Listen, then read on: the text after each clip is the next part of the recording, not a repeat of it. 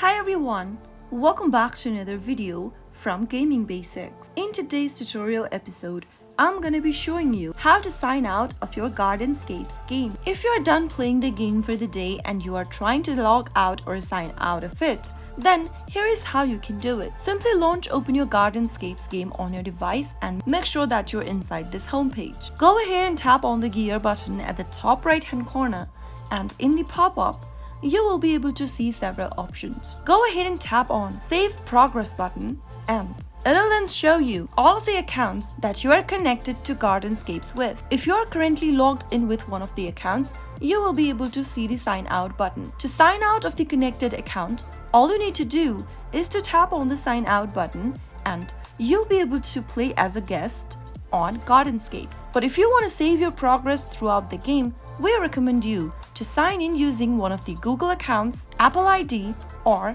your Facebook account. So that is how you can easily sign out of your Gardenscapes account by simply tapping on a single button. If you found the video to be helpful, go ahead and give us a thumbs up. Don't forget to subscribe to our channel by hitting the subscribe button.